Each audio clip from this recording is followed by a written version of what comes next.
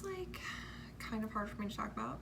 I don't talk about it often, except for to my husband, to my mom, to, you know, friends that like need to know.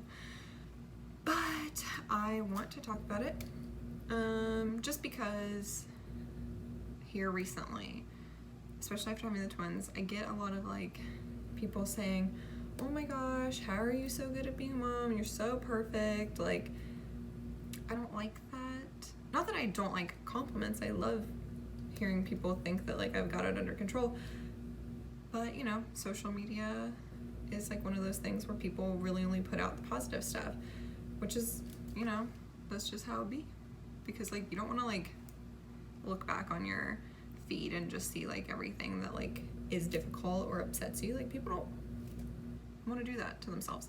So a lot of it we just see the positives that are in people's lives, not the full picture, which is fine. Like you don't have to put your whole business out on the internet. But this is just something that like I feel like would be therapeutic for me to talk about. It'll give some people who do like follow what I do an understanding of me, who I am, what I, you know, what I deal with, and where I've come from and how I've gotten to where I am right now. Because right now things are so good, but they have not always been so good, because I am bipolar, like diagnosed bipolar, not just like oh my gosh, I've had a mood swing, oh my gosh, that's so bipolar. Like, no, like I am bipolar.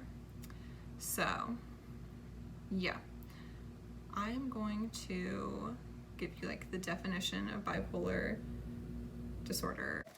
I am going to refer to my handy dandy notebook to give you just like the textbook definition of what bipolar disorder is, and then I will break down like my version of it, because everyone experiences different and there's a lot of symptoms here, a lot of things, a lot of behaviors that go along with bipolar disorder. So I'm just gonna give you like the general, so like bear with me, and then I will break it down. Okay, manic episodes, mood swings, sadness, elevated mood, anger, anxiety, apathy, apprehension, discontent, guilt, hopelessness, loss of interest, irritability, risk-taking behaviors, disorganized behavior, aggression, crying, hyper-sexual behavior, impulsivity, just being impulsive, restlessness, self-harm, unwanted thoughts, delusion, lack of concentration, racing thoughts, false belief in superiority, paranoia, agitated depression, difficulty sleeping or excessive sleeping, frenzied speaking. Okay, that is just like a brief, because a lot of it, like there's so much that goes with bipolar disorder. There's a lot, but those are just like, that's just the basic rundown, and everyone's different. But I am going to say like, I'm pretty much like a textbook bipolar. Like, I don't know if there's a lot of stuff on there. It's like, I don't know. There's not a lot on that list that I haven't dealt with or have felt at some point.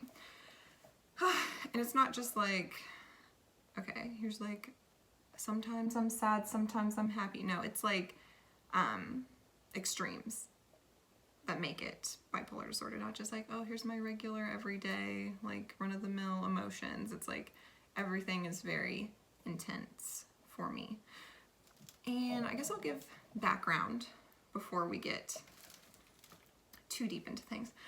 I'm already like anxious talking about it right now, so I'm just like being honest, because like I feel so weird talking about this and talking about myself.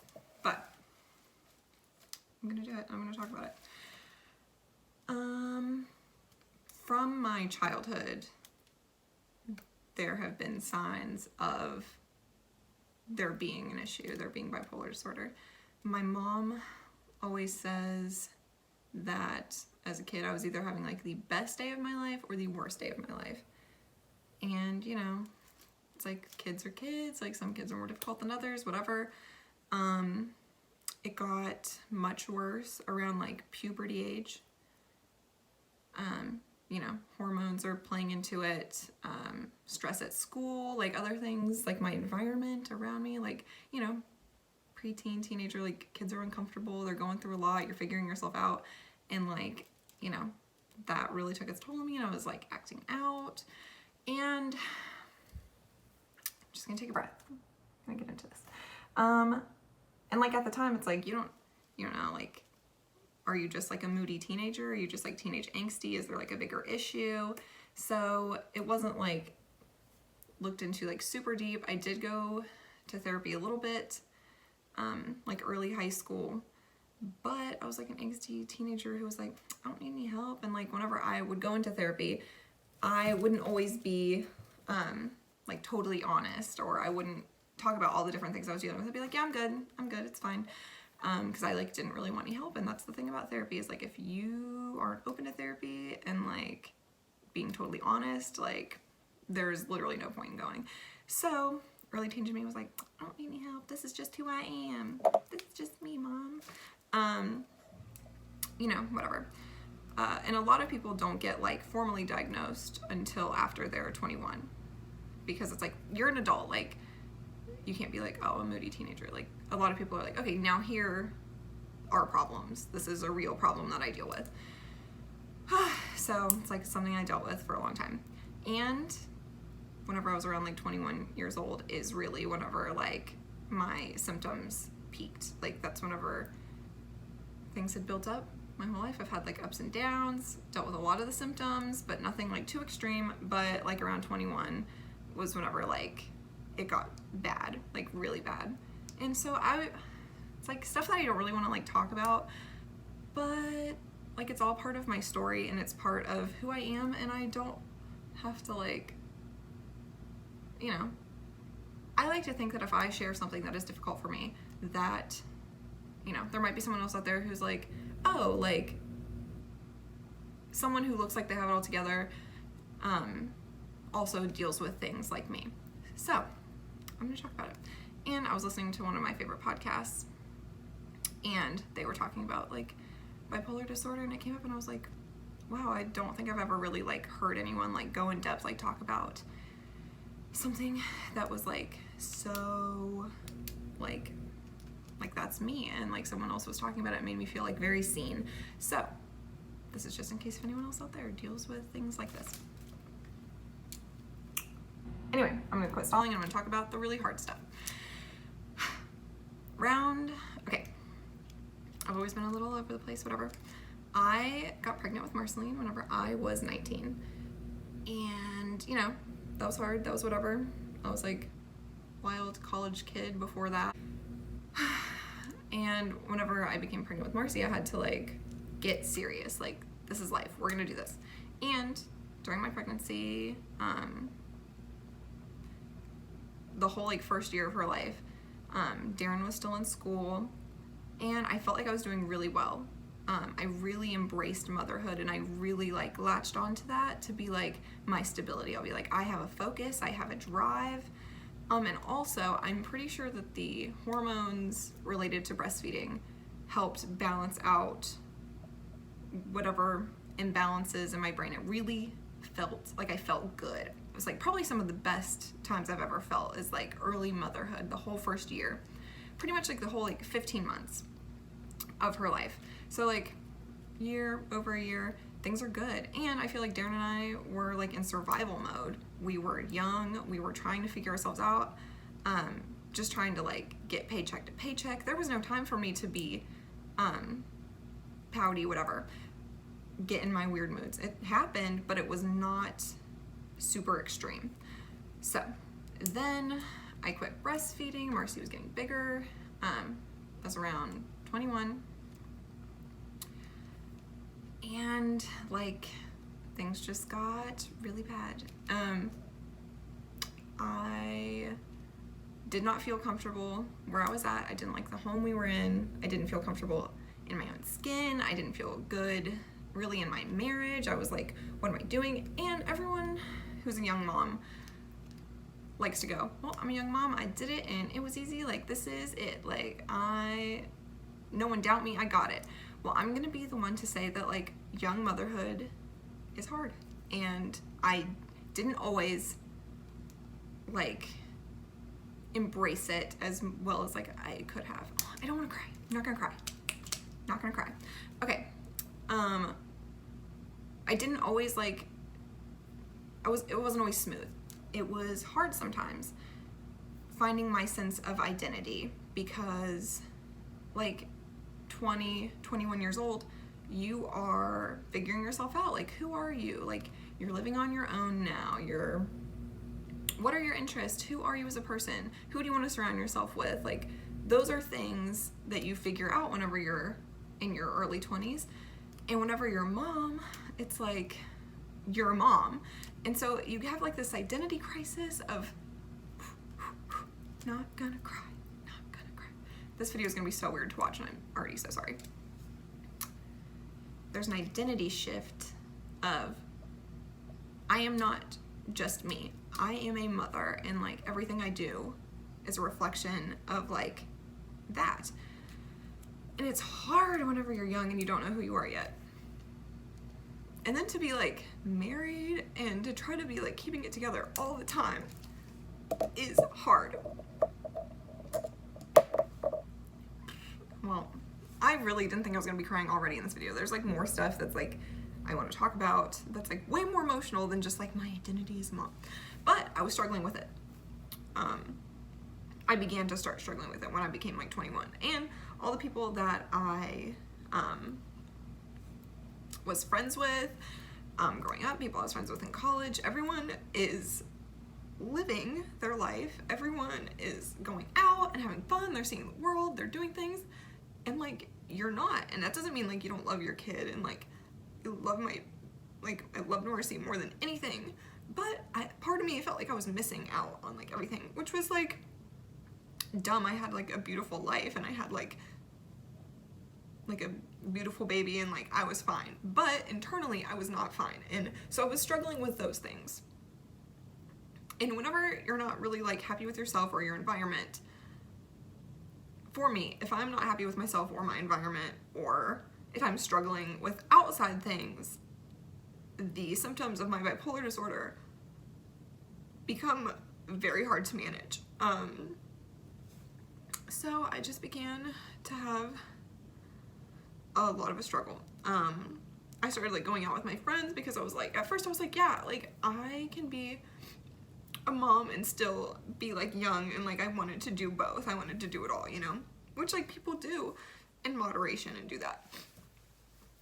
But like once I started going out with my friends, and like I felt so good. I loved going out and like dancing and like having a drink and like hanging out. I loved it. Like I felt so free to like not have to worry about anyone other than myself, which like isn't true whenever you're a mom. Like you always are worried about someone else. You always have to have like in the back of your mind, like, where's my kid? What's my kid doing? Like, but I tried to like explain it. Like I went straight from living in my mother's house to living with my husband. There was no me. I never got to discover who I was by myself. There was never a point whenever I got to go out and not tell anyone where I was going. Because I was like, hey mom, I'm going over here. And then I have to be like, hey Darren, I'm going here. Like, if you need me, this is where I'm gonna be. Or like, there was never a time whenever I got to just walk out of the house and be by myself. And like all those things started to like build up, all these feelings. And I was feeling like resentful towards him. And I just wanted to go out and do my own thing, and I didn't want anyone to tell me where to go, what to do, whatever. I was struggling with that. And also, whenever you are mentally ill, alcohol is not good for you. Like, one, alcohol is not good for you anyway, but consuming large amounts of alcohol on like a regular basis, I'm not saying like alcoholic, like I'm drinking during the day, like, but if I'm going out every weekend, maybe on like a Wednesday or something, like with my friends, if I didn't go out thinking like I've got to get a drink right now, but it's like if you're out and you're dancing, partying, of course you want to like have a drink and like hang out. But if you're consuming large amounts of alcohol like a couple times a week, like that's a depressant, and it was taking its toll on me emotionally, mentally, and my symptoms started to get progressively worse. Like it started to like snowball. And then whenever I'm not feeling good and I'm not feeling like myself, and like I'm having symptoms, I'm having mood swings, I'm angry, I'm manic, what do I want to do? I want to go and like get that escape. I want to go do something. And like where I hadn't been like diagnosed, I wasn't medicated, nothing like that. I was self-medicating by going out and like doing just like whatever, and that was having its effect on my marriage. It was having its effect on my relationship with like my family. I was trying so hard to still like be a good mother. This is really hard to talk about. Of course, I always took care of her. I took care of her every day. So it's like, even, it wasn't like I was going out and like leaving my kid. Like she has a dad, like she would hang out with him. And I would never go before like she wasn't, I would tuck her in and then I would leave. So I was still doing all of my duties as a mother. I was still making sure she was fed, clean, taken care of. She had everything she needed. But I wasn't like thriving as a mother. I wasn't like loving every day with her. I was like anxious. I was irritable. Just, I wasn't being like my best self. I didn't feel good. And like whenever you don't feel good, like your kid knows, like whenever you don't feel good. So that was super hard. And it was taking its toll on my marriage, and I just was so resentful of him. And then he was resentful of me because I didn't want to be home and I didn't want to be around him, and I was like, I don't want to be with you anymore.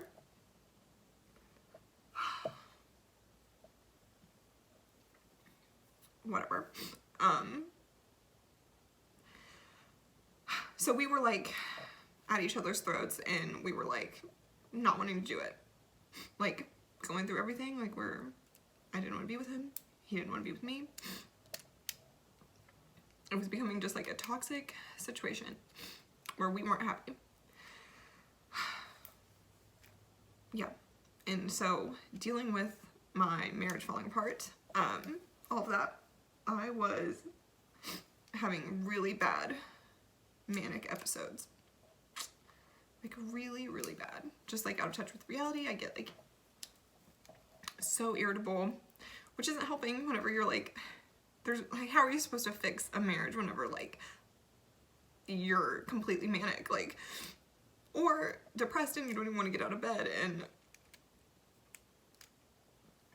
I don't know. So that was hard. There was probably like a 4 or 5 month period before Marcy turned 2 that like we were gonna get divorced and we were not gonna be together, and I was at my lowest emotionally that I've ever been. Just, I was completely off the handle. It was not okay. And like completely suicidal, like didn't want to live anymore. And like my family was wanting to get me like hospitalized, like Darren did. My friends were like trying to contact my mom, telling her that like I wasn't okay. Okay, keep rolling through the story. It's worth it. It's worth it. It's all good. Okay.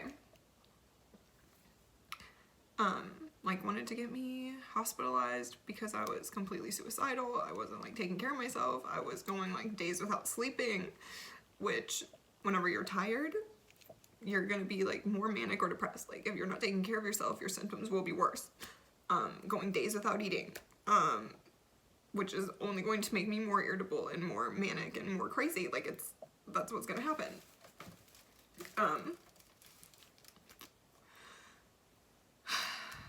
So I was at my lowest point emotionally. Just did not care about myself, didn't care about anyone else, didn't care who I hurt.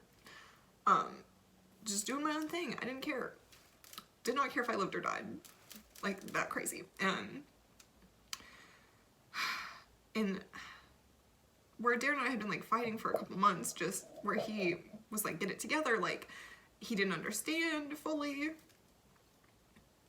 And like I didn't fully understand like how to communicate how like terrible I was feeling, because instead it just came across like I'm an awful person and like I'm out to hurt you, but like never did I want to like hurt people.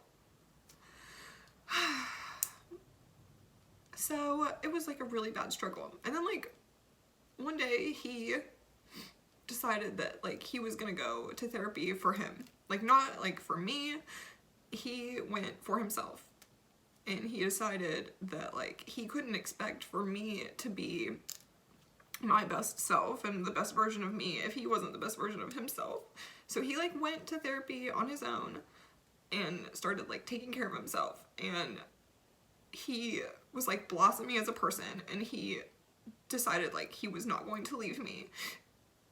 Like I would have to leave him. He dealt with all of his own personal issues, everything that like he'd ever felt, whatever, any resentment towards me, he like went through all of that, and he decided that he loved me more than anything. Okay, this is the part I thought I would cry at because it's really very emotional for me to talk about, but whatever, we're gonna get through this. So he went to therapy on his own, and he started just like loving me so hard. Like he was being so good to me, to where I didn't have anything to fight back against. I didn't have anything to run away from. He was giving his absolute everything. It was like his last push before we decided to call it quits. And so once he started going and he started like loving me so much and being like, you're not okay, but I want you to be okay. What do we have to do for you? So I started going therapy for me. I started going like by myself and talking through these things and all these feelings I was having. Went to talk therapy, went to a psychiatrist, got on a mood stabilizer, and then once I started to feel a little bit more in control, not perfect, but I was like in more control of myself, and he was just doing so well and like had this drive to keep our family together. We started going to therapy together, which like was amazing. Not every day of it was amazing because we both harbored a lot of resentment towards each other, but he was learning about me and what he needs to look out for me, how my bipolar disorder affects me, and how he can be a good partner to someone with bipolar disorder. And like everything just completely changed. And like I still have so much like anxiety, like looking back, like what if we hadn't have done all that? Like where would I be right now? Probably dead, honestly. Like I don't know if I would have made it through all of that had we not just like done something drastic. And I don't know, like how can you not absolutely be in love with someone who says like I will do anything to make sure you're okay, and like I will change myself and I will fix myself before I ask you to fix yourself. And like I've just never been so in love with him. So we made it through all that, and in therapy we realized that our goals and things hadn't changed, our love for each other hadn't changed. Through all of the terrible things that we had said and done, we still were the same people deep down that loved each other from the beginning. We still wanted to get a house together, like a new house. We wanted to like move somewhere and like start a beautiful life, and we wanted Marcy to have her parents together, and for us to both just like love her so unconditionally and not have her in a turbulent situation. And so like that was our goal, and we wanted more kids, and we wanted just to have like a peaceful, beautiful life together, and that's what we had always said that we wanted. And instead of like throwing away everything, we were like, we're going to accomplish that. That is what we're gonna have.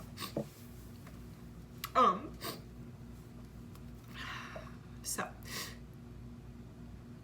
I like to think that because of all of that and how much like love and planning that we went into having the life that I have right now, and like we were like, we're gonna have another baby, and we put so much love into that, and that's why like we had to have two of them. There was just too much love to put into one baby, so that's why we have twins.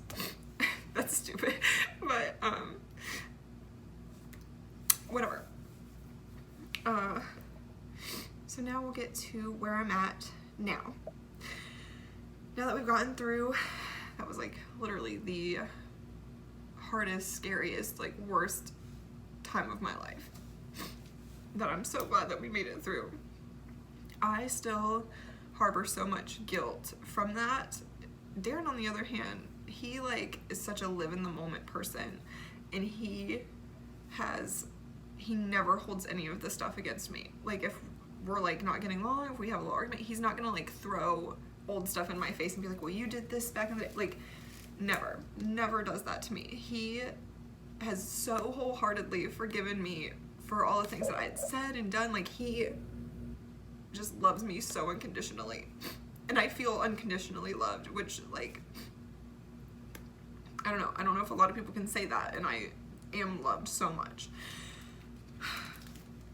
So, but me, I beat myself up all the time. Like I wish that I never had to struggle through all that. I wish that like I didn't completely like lose it, but I did, and it was like months of a struggle.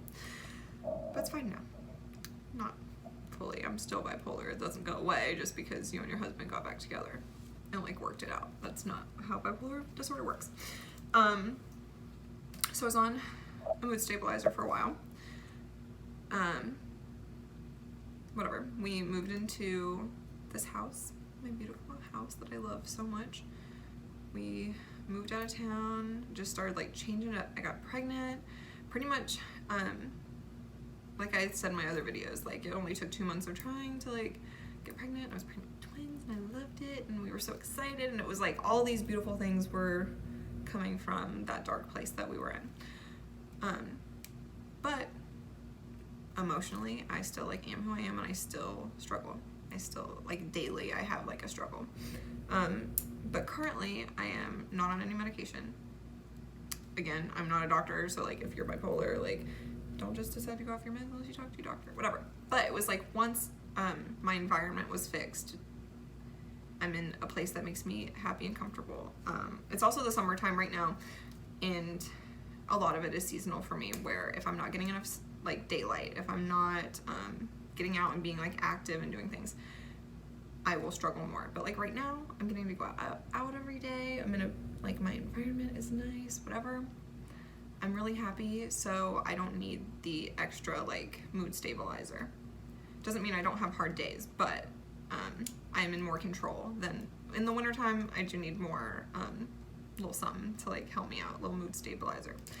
But I really don't like being on medication, which I'm sure a lot of people say that. But sometimes being manic isn't, like it doesn't feel bad, okay? Like I think like euphoric is like on this list over here. Like sometimes it feels really good to have all that energy, and you just feel like on top of the world and you're getting stuff done. Sometimes that feels good, okay? The downs are bad, but sometimes manic isn't completely bad. Also, living with someone who has like a deep understanding of what I go through and my symptoms and things to look out for makes it a lot easier to go, you know, unmedicated. Like if we catch things before they get out of control. Like he'll say, all right, babe, your voice, you sound a little manic, you're talking pretty fast. And not in like a condescending, like, you sound like something, you better like take care of that. No, he's like very caring, very loving. He'll go, are you feeling all right? I'll take the babies. You can go take a hot shower. Sometimes like hot water really like resets my brain. Like if I go and take a hot shower and just be totally quiet, if I just have to go outside by myself, have to go sit on the porch, drink a coffee. Yeah, it's like having someone who, because he notices it before I even do. So living with someone who understands me and helps me feel a little bit better, it helps me work out through some of those like feelings that I have. Also, I'm taking really good care of myself right now, which makes the symptoms like almost non-existent. Is, am I sleeping 8 hours a night? If I get lots of sleep, I'm not going to be irritable. It's going to be a lot easier for me to avoid those depressive states. Eating, if I don't eat, I will be irritable, and I am way more likely to get manic if I am not eating the way that I should. And eating healthy, I have to like stay hydrated. I need to completely stay on top of things if I want my mental health to, I hope that that's not really loud on the video, my air conditioner. If I want to stay on top of my mental health, I have to take care of my body, and I have to, and me working out in the morning, getting fresh air, not having too much caffeine, because like all those things I'm super sensitive to. So yeah, those are things to look out for. And then where I know like my baseline state of being, I know like coping mechanisms, talk therapy, if I'm really not feeling well, talk therapy I feel helps me a lot better than just like meds, because I'm learning like coping mechanisms that are healthy, that help me get through the things. Yeah, and so I'm doing like a lot better. I'm in much more control of my mental health now, and it's made me like flourish as a mom and as a wife and just as a person. Like I'm doing so much better. So whenever people are saying like, wow, you seem like you really got it all together, it's like, I do now. I didn't. And it took me a long time to get here. Not like a long time, but this is the best I've ever felt in my whole life. And not saying that I'll never not have a hard time again, or that I'll ever, you know, I hope not, but like my bipolar disorder is something I'm going to deal with for the rest of my life. Like I will be dealing with ups and downs of different degrees, taking meds, not taking meds, going to talk therapy, finding new ways to like help myself get through it. But it's like I'm just so much more aware now, and it helps.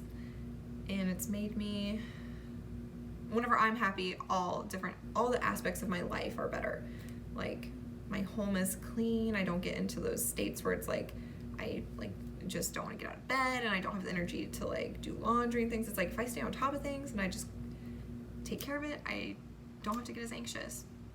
I'm still just, I just feel like anxiety, it's just I'm always going to be a little anxious, okay? Like stuff stresses me out. But, you know, and it's like this right here, this little video thing, it's like almost feels like a little therapy session. And like later I'm going to feel really good that I got that cry out and I got to like talk about the stuff that is hard. And like social media, it's like, I know it's like people just put out the good stuff, whatever, but putting out things that make me happy, taking pictures of all the things that make me happy. I like making my house around me beautiful. I love like making everything look nice. I love making food that tastes good. I love documenting it, because then whenever I am starting to get into my depressive states, I can look back and go, these are the things that motivate me. These are things that inspire me. These are things that make me feel good. These are times when I was feeling good whenever I took this picture. And I get to look through that, and it kind of like helps me not fall into my really depressive states. So